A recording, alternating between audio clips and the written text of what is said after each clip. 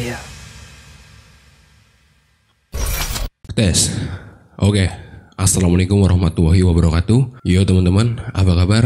Kembali lagi di Bar Studio. So di video kali ini, gue bakal bahas salah satu movie anime. Dan sebenarnya, gue juga nggak tahu ini anime apa, judulnya apa, genrenya itu gimana. Tapi setelah gue nonton, menurut gue cukup menarik untuk dibahas di video kali ini. So nggak usah lama-lama lagi, kita langsung saja bahas Psycho Pass the Movie.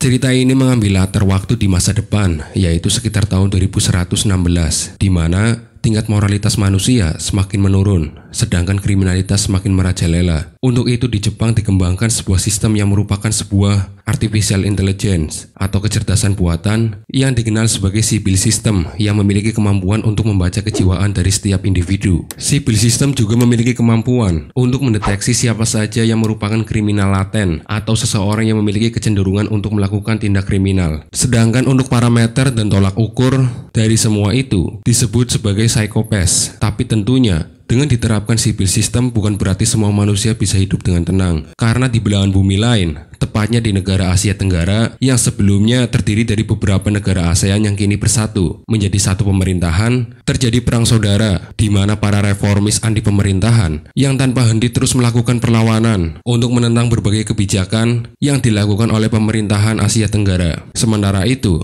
terlihat beberapa orang yang merupakan kelompok teroris yang mulai memasuki wilayah ibu kota Jepang, Tokyo, untuk menjalankan misi mereka. Beruntungnya, Jepang langsung mengambil sebuah tindakan, di mana saat itu, Inspektur Akane Tsunemori memimpin beberapa rekannya yang diantaranya adalah Ginoza, Kunizuka, Shimosuke, Sugo, dan Hinakawa untuk menangkap para penyusup itu. Mereka sendiri sebagai anggota biro kepolisian telah dilengkapi dengan sebuah senjata sekaligus alat yang dinamakan dengan Dominator.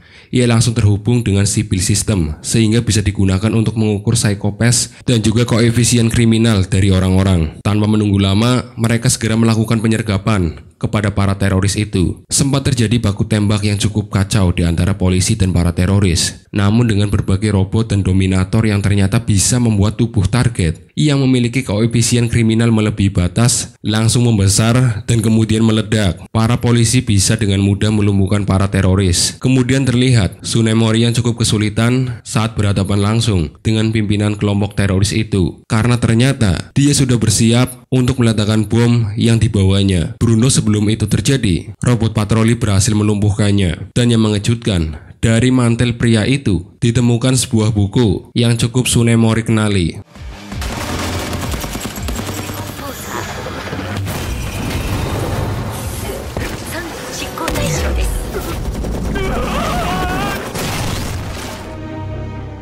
Singkat cerita, setelah operasi penyergapan telah usai, Tsunemori langsung melaporkannya kepada kepala biro kepolisian. Dan setelah misi itu juga, Tsunemori kemudian menikmati waktu liburannya dengan berjalan-jalan bersama dengan teman dekatnya. Saat itu temannya memberitahukan jika dia akan segera menikah dengan seorang pria yang ternyata ditentukan oleh Sibyl System. Mendengar itu, Tsunemori merasa Sibyl System membuat kehidupan manusia tak lagi humanis. Di saat yang sama, Tsunemori juga melihat saluran berita yang menyiarkan jika negara Asia Tenggara telah mencapai kesepakatan dengan Jepang untuk mengadopsi Sibyl System yang akan diuji coba di ibu kota mereka yang merupakan dataran buatan yang dikenal dengan nama Shambhala Float. Liburannya kemudian terganggu saat mendapatkan laporan dari Sion yang mengatakan jika salah satu teroris yang sebelumnya berhasil mereka tangkap dinyatakan telah tewas setelah Shimosuke memberikan obat yang bisa menguatkan sinyal otak. Hal itu sendiri merupakan perintah langsung dari kepala biro kepolisian kepada Shimosuke. Tsunemori kemudian langsung menemui kepala biro kepolisian untuk meminta kejelasan dari tindakannya itu. Dan ternyata dari apa yang mereka lakukan, kepala biro kepolisian berhasil menemukan sebuah hasil dari pemindai otak teroris itu yang memperlihatkan kogamisinya yang merupakan mantan bawahan Tsunemori saat di kepolisian, yang kini terlihat menjadi salah satu pasukan anti pemerintahan di Asia Tenggara.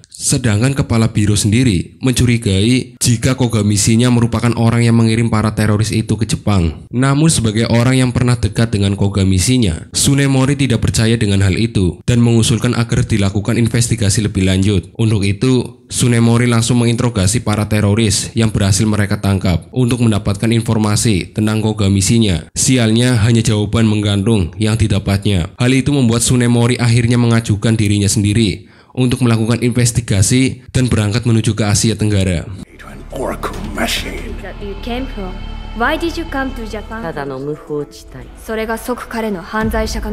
Akane Tsunemori akhirnya berangkat dengan menggunakan pesawat khusus dan sesampainya di sana, Tsunemori langsung disambut oleh para polisi militer negara Asia Tenggara yang dipimpin oleh Kolonel Nicholas Wong. Setelahnya, Tsunemori langsung dibawa menuju ibu kota Shambhala Float, di mana di sepanjang perjalanan, dia banyak melihat para warga yang berdesakan untuk masuk ke ibu kota. Sementara di Shambhala Float sendiri, terdapat banyak warga yang mengenakan sebuah kalung khusus yang menandakan jika mereka adalah seorang kriminal laten. Begitulah yang dijelaskan oleh Kolonel Nicholas Wong. Singkat cerita, Tsunemori akhirnya sampai di tempat pimpinan Han yang merupakan kepala pemerintah dan juga kepala militer di Shambhala Float. Setelah mengobrol beberapa saat, Tsunemori kemudian langsung istirahat sambil diam-diam menyelidiki data dari pimpinan Han yang mungkin memiliki kaitan dengan para teroris yang menyusup ke Jepang. Selain diberi fasilitas yang cukup mewah, Tsunemori juga diberikan seorang pelayan. Dia seorang wanita bernama Yeo yang begitu ramah dan juga ulet. Lalu saat dia sedang berjalan-jalan di kota, dia melihat keributan antara dua orang yang entah siapa yang salah, namun yang pasti salah satu dari mereka terlihat menggunakan kalung khusus. Dan di saat itulah, kalung tersebut membuat pria itu akhirnya tewas karena koefisien kriminalnya yang terus meningkat akibat keributan itu. Hal itu membuat Tsunemori sempat berpikir jika penerapan civil system di Shambhala Float jauh lebih keras, jauh lebih kejam, dan malah cenderung berlebihan daripada di Jepang. Cerita kemudian berpindah saat Nicholas Wong sedang mempersiapkan pasukan dan persenjataan untuk menghadapi para reformis anti pemerintahan. Tsunemori memutuskan untuk ikut agar bisa memulai mencari jejak Kogami-shinya. Dan saat sampai di medan pertempuran, Nicholas Wong langsung memerintahkan secara membabi buta untuk membantai para reformis yang mencoba melawan mereka dengan alasan tingkat psikopat mereka yang sudah melampaui batas. Hal itu sempat ditentang oleh Tsunemori yang menganggap jika setiap orang yang berada di situasi seperti itu pasti akan terus naik tingkat psikopatnya. Namun Nicholas Wong enggan mendengarkannya. Sedangkan para reformis sendiri dengan gigih terus melakukan perlawanan yang ternyata benar jika Kogami-shinya ada di antara mereka. Dia bahkan menjadi salah satu pimpinan reformis. Dan dengan keahliannya, dia sukses memimpin rekan-rekannya untuk menghancurkan drone dan juga robot milik pemerintah. Hingga di sebuah momen,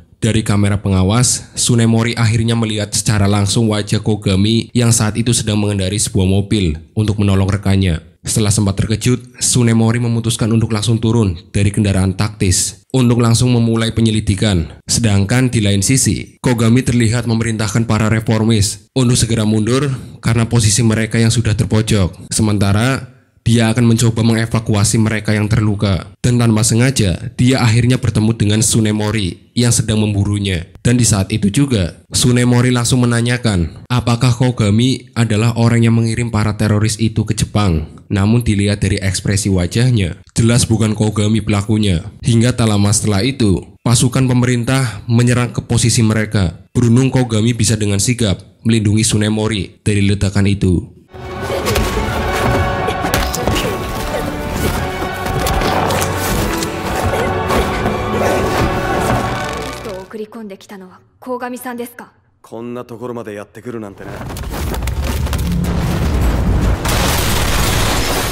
Tsunemori akhirnya memutuskan untuk ikut bersama dengan Kogami karena masih meyakini jika bukan dia orang yang mengirim para teroris. Mereka juga berhasil melumpuhkan robot milik pemerintah yang terus mengejar mereka sehingga mereka bisa melarikan diri. Situasi seperti itu tentu membuat Kolonel Nicholas Wong cukup marah karena kehilangan jejak mereka. Dia juga menganggap Tsunemori telah menghancurkan operasi militer mereka. Hal itu lantas dia laporkan kepada pimpinan Han yang kemudian mengingatkan agar Nicholas Wong berhati-hati pada Tsunemori karena mungkin dia akan mengganggu rencana mereka. Karena pimpinan Han memprediksi jika Tsunemori akan dapat bertahan di kondisi seburuk apapun. Dan karena itulah pemerintah Jepang memilih dia dalam misi yang cukup berat. Kemudian untuk memperlancar misinya, Nicholas Wong menghubungi para misionaris alias tentara bayaran yang dipimpin oleh orang yang bernama Desmond Rutaganda untuk menghabisi Akane Tsunemori dan koga misinya. The guerrilla is one thing. Don't worry about it.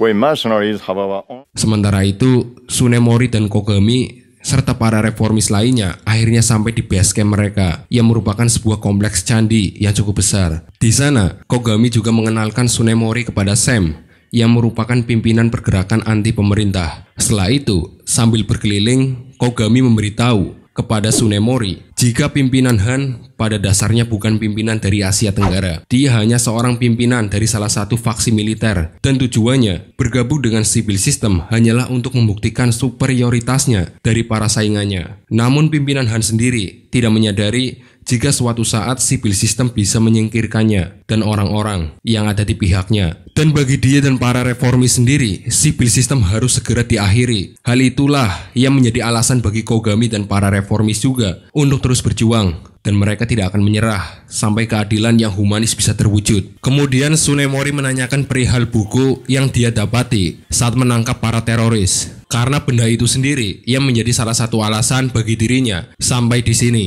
Kogami kemudian menjelaskan jika dia mengenal orang-orang itu karena mereka sempat satu kubu. Hanya saja para teroris memiliki pemikiran yang cukup ekstrim dengan berencana menyerang Jepang karena di sanalah pusat civil system berada. Sementara dia dan Sam menolak mentah-mentah usulan itu dan memutuskan untuk memisahkan diri. Sedangkan untuk buku itu sendiri, kemungkinan besar memang itu buku miliknya. Dan bisa saja salah satu teroris itu mengambilnya. Karena sebelumnya, salah satu dari mereka menunjukkan ketertarikan pada buku miliknya itu. Dan Kogami sendiri menduga jika ada orang yang menuntun mereka. Karena dari apa yang Tsunemori bicarakan, ada indikasi jika para teroris itu memiliki koneksi orang-orang penting yang memudahkan mereka mendapatkan akses alat peretas level tinggi.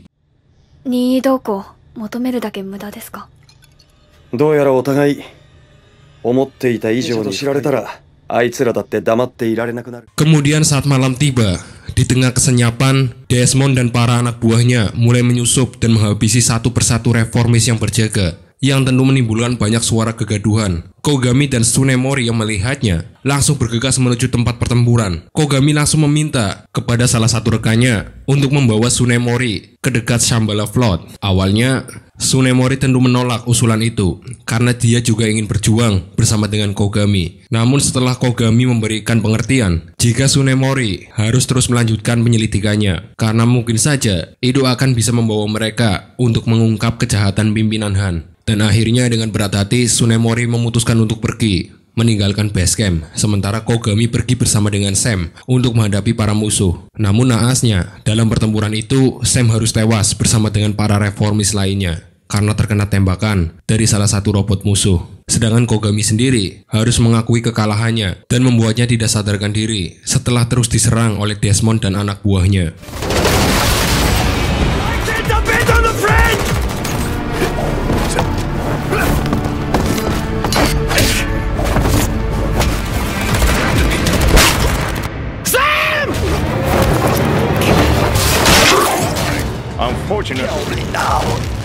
Sementara itu, keesokannya, Tsunemori akhirnya ditangkap oleh Nicholas Wong dan para polisi militer. Dia berencana akan memenjarakan Tsunemori untuk kemudian dideportasi sebagai hukuman karena dianggap telah berkomplot dengan para reformis. Namun tak lama setelah itu, pimpinan Han datang dan langsung meralat instruksi dari Nicholas Wong sebelumnya. Dia meminta agar Tsunemori cukup ditempatkan di kamarnya, namun dengan penjagaan yang ketat. Memanfaatkan kesempatan itu, Tsunemori kemudian langsung mengirim beberapa robot untuk mengumpulkan data yang mungkin akan berguna. Tak lama setelah itu, terdengar suara ketukan pintu, yang ternyata itu adalah Yeo yang datang untuk memberikan pelayanan pada Tsunemori. Tsunemori pun berpura-pura mandi agar Yeo tidak mencurigainya, yang sedang menghubungi Sion untuk melakukan pemeriksaan pada pemindai simatik yang digunakan untuk mengukur psikopas warga Shambhala Flood. karena dia mencurigai jika sistem ini sudah di-custom sehingga memberikan hasil yang tidak adil, khususnya bagi para personil polisi militer yang terkesan mendapatkan tempat aman.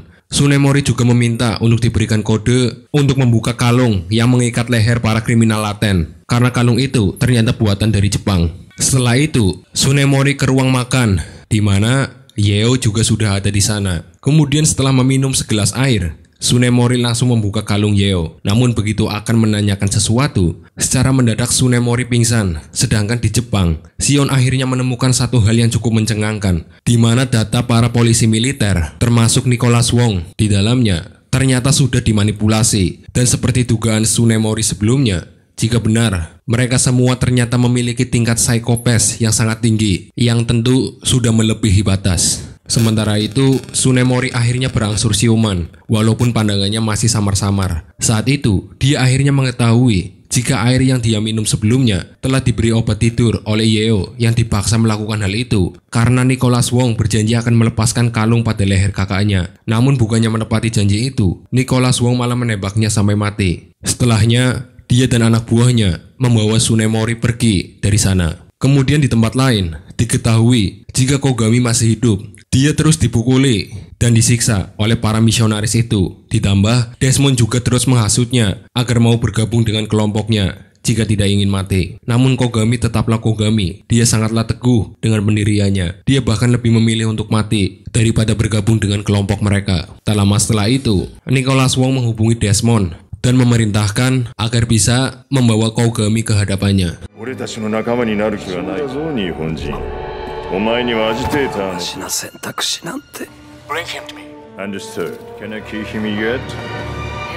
Singkat cerita, di sebuah fasilitas militer, Tsunemori dan Kogami dikumpulkan untuk segera dieksekusi. Nicholas Wong sendiri membeberkan rencananya untuk membuat kematian mereka seolah-olah bukan perbuatannya. Sementara itu, karena merasa mereka berdua akan segera mati, Desmond secara sembrono memberitahukan semua kebenaran yang ada. Jika pimpinan Han yang ada sekarang bukanlah yang asli, melainkan tubuh pengganti yang memiliki otak yang langsung terhubung dengan sipil sistem. Tindakan bodoh Desmond itu tentu membuat Nicholas Wong marah. Dia pun langsung meminta anak buahnya untuk segera membunuh Tsunemori dan Kogami. Beruntung di saat yang tepat, Jino dan rekan lainnya datang untuk menyelamatkan mereka berdua. Dan dengan menggunakan Dominator, Jino juga berhasil menghabisi Nicholas Wong. Para polisi militer yang terus menyerang mereka juga berhasil dihabisi. Begitu juga dengan para misionaris yang berusaha melarikan diri. Mereka tidak bisa menghindari ledakan dari rudal yang diluncurkan oleh para polisi, terkecuali untuk Desmond yang berhasil selamat.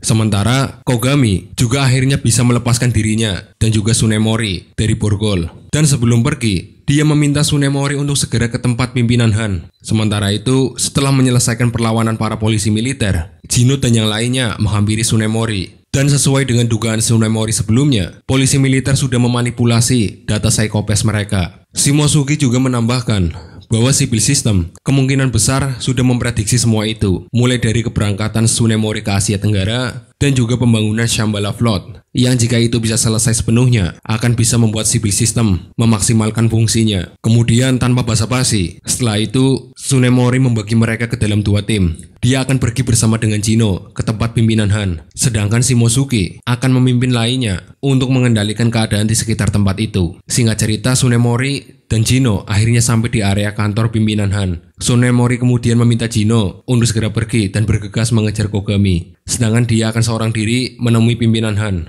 Sementara itu di tempat lain, Kogami ternyata sedang bertarung dengan sengit melawan Desmond, yang tentu itu cukup sulit baginya menghadapi Desmond dengan tubuh cyborgnya. Tsunemori juga telah sampai di ruangan pimpinan Han, dan seperti informasi yang didapat dari Desmond bahwa benar itu bukan pimpinan Han yang asli. Karena begitu Tsunemori menodongkan Dominator, secara otomatis pemicunya langsung terkunci. Karena yang ada di sana adalah makhluk dengan wujud pimpinan Han yang memiliki otak dari sipil sistem. Karena ternyata pimpinan Han yang asli telah dibunuh sesuai dengan rencana Nicholas Wong dan kroni-kroninya. Hal itu dilakukan agar tidak ada penentangan terkait pembangunan Shambhala Float seperti yang dilakukan oleh pimpinan Han yang asli. Dan karena algoritma dari sipil sistem adalah untuk mewujudkan keadilan dan perdamaian. Hal itu menjadi sangat penting, karena dengan menguasai Asia Tenggara dengan Shambhala Float sebagai pusatnya, civil system akan bisa dengan cepat memperluas jangkauannya dan juga mewujudkan keadilan,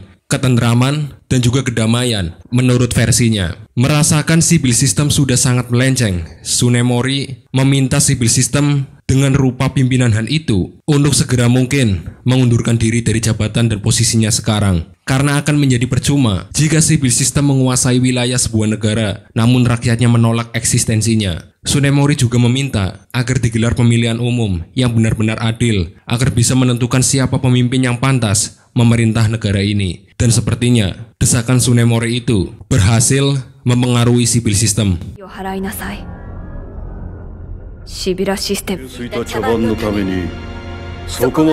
Sementara itu, Kogami masih sibuk bertarung dengan Desmond, dan terlihat dia berhasil mematahkan salah satu lengan Desmond. Gino yang juga sampai di sana juga langsung membantu Kogami, hingga akhirnya mereka berdua berhasil mengunci pergerakan Desmond sekaligus menghabisinya. Namun tak lama setelah itu, tubuh Desmond meledak dengan sendirinya. Beruntung mereka berdua masih sempat untuk menghindari ledakan itu. Dan setelah pertarungan itu, Gino sebenarnya berniat untuk menangkap Kogami. Namun karena dia sudah berutang budi pada Kogami dan dia juga sudah mulai belajar cara untuk berkompromi, dia memutuskan untuk melepaskan Kogami. Namun sebagai hadiah perpisahan, dia memukul Kogami sehingga membuat perasaannya lega.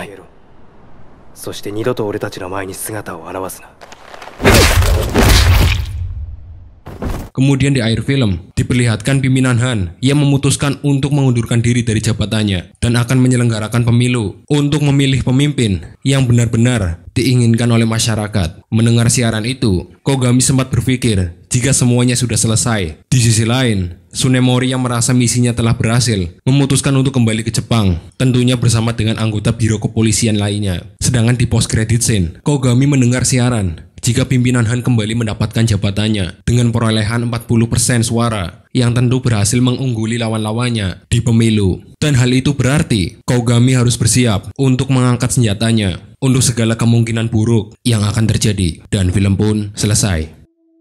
Psycho Pass the Movie, sebuah film yang rilis tahun 2015, bisa memberikan gambaran kehidupan di mana manusia tidak bisa dengan bebas berekspresi, dihakimi sebelum melakukan aksi, dan kehidupan yang syarat manipulasi demi keuntungan pribadi. Gua sendiri cukup suka dengan cerita dan juga visual dari film ini. Ya, walaupun yang lumayan bikin pusing karena banyak istilah baru yang agak sulit untuk dipahami.